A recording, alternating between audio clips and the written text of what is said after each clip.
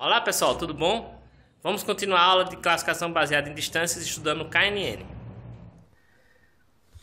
Finalmente chegamos ao KNN. O KNN utiliza os K vizinhos mais próximos, certo? Para classificação. Ela é uma generalização do classificador do vizinho mais próximo. Então, isso aqui vem do inglês K, N, ou K seria aqui, né? KNN, ou Key Nearest Neighbors, ou seja, os K vizinhos mais próximos. E aí o classificador pelo vizinho mais próximo, como eu só observo um vizinho mais próximo, eu chamo de 1NN, né? Um vizinho mais próximo. Quando eu utilizo os vários, aí eu chamo K, 3NN, 5NN, 7NN e por aí vai.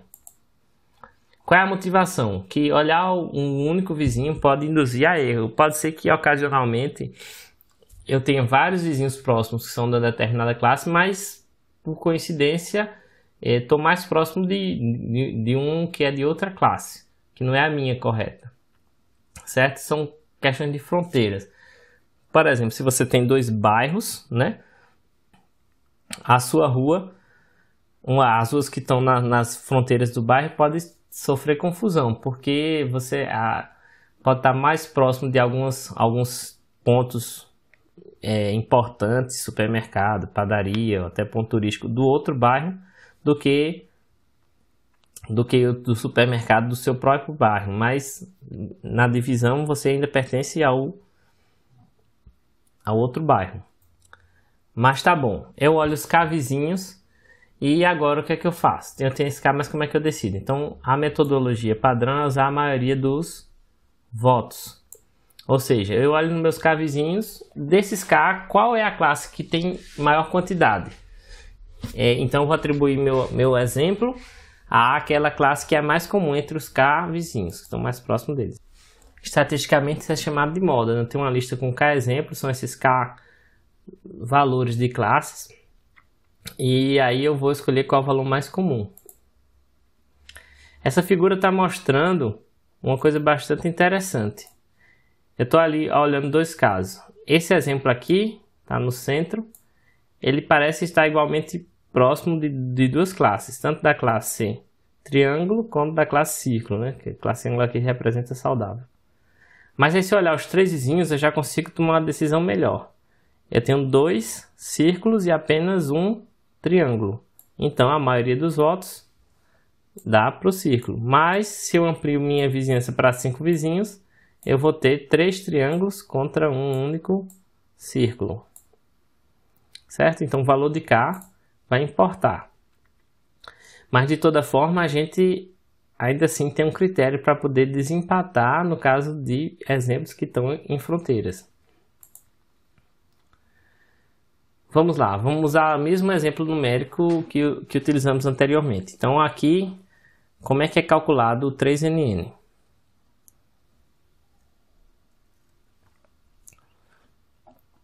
Novamente, vou calcular a distância do exemplo de teste para cada um dos exemplos de treino. E aqui está a lista de distância para cada um. Então quem são, se é 3NN, quem são os 3 mais próximos? São justamente o exemplo 3, 4 e 5. Então, para o exemplo 7, o 3 e 4 são da classe íris vesicolo. Então, íris vesicolo conta com 2 pontos, 2 votos para a classe vesicolo. O exemplo 5 é da classe virginica. Então, ele conta como 1 ponto, um vizinho. Na classe cetose não tem ninguém. Então, quem teve mais pontos foi a classe íris vesicolo. No exemplo 8, tivemos 3 exemplos, sendo que nenhum foi da classe cetosa, um foi da classe vesicolo, que é o exemplo 4, e 2 são da classe virgínica, que é o exemplo 5, que são os exemplos 5 e 6.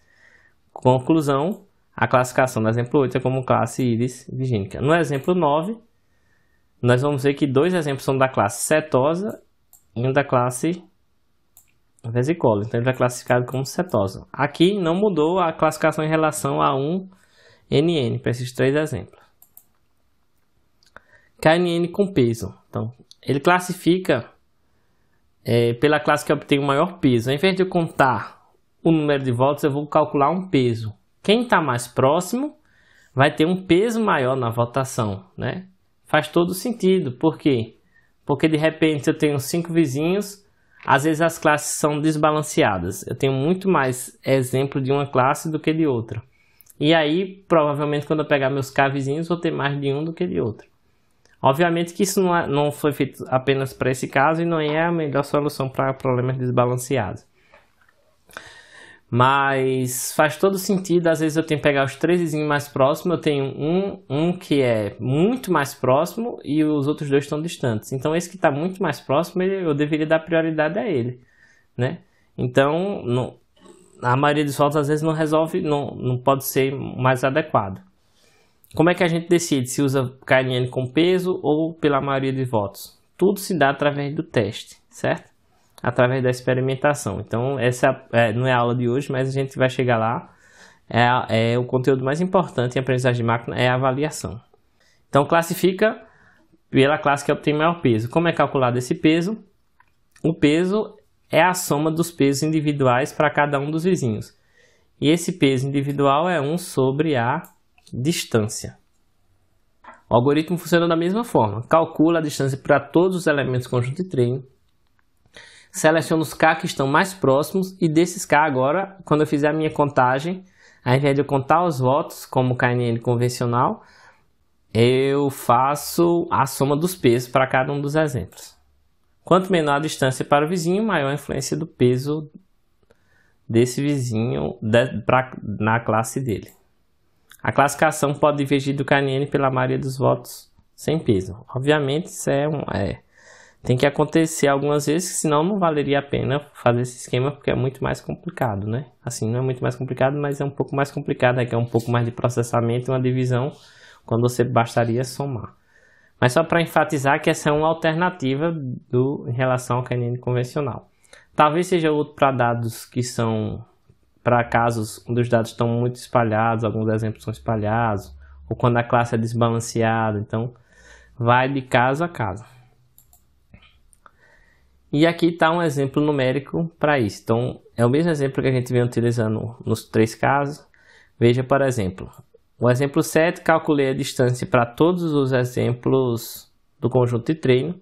Os 3 menores são esse aqui, 3, 4 e 5. Veja, não precisaria estar na sequência não, isso é coincidência desse exemplo. Podia ser 1, 3 e 5, sei lá, 1, 3 e 6. Nesse caso aqui, para todos os 3 exemplos de teste, os mais próximos ficaram na sequência. Então, vamos lá. Então, esses são os 3 exemplos mais próximos. E vou calcular o peso. Por exemplo, 7 não tem nenhum vizinho da classe setosa, portanto, o peso é 0. Por exemplo, para a classe vesicolo, ele tem 2 vizinhos. Um que deu a distância 0,8 e outro distância deu 0,9. Então, 1 dividido por 0,8 mais 1 dividido por 0,9 dá 2,36. E o outro que está mais distante, é de outra classe, deu 1 dividido por 1,5. 1 dividido por 1,5 dá 0,66. Qual foi o maior desse peso? Foi justamente aqui, 2,36, que é da classe vesicolo. E esse é o resultado da classificação, por exemplo, 7. Para o exemplo 8, também não tem nenhum exemplo da classe setosa, portanto o peso é 0. Para a classe vesicolo tem um exemplo só, que é o exemplo 4. A distância é 1,5, então dá 1 dividido por 1,5, deu 0,66. Para os outros 2 exemplos, são da classe virginica, que deu 0,9 e 0,6 são os valores da distância para o exemplo 8. Então, dá 1 dividido por 0,9 mais 1 dividido por 0,6, que dá 2,78. Observe o seguinte, ó, aqui também deu 1,9 e aqui deu 1 dividido por 0,8. E aqui deu 1 dividido por 0,6. A distância é menor, 0,6. Portanto, 1 dividido, como parte o numerador é constante e o denominador é menor, 0,6. Então, aumentou. Aqui era 2,36, aqui deu 2,78. Ou seja, esse exemplo acaba tendo uma influência maior, porque a distância dele é menor.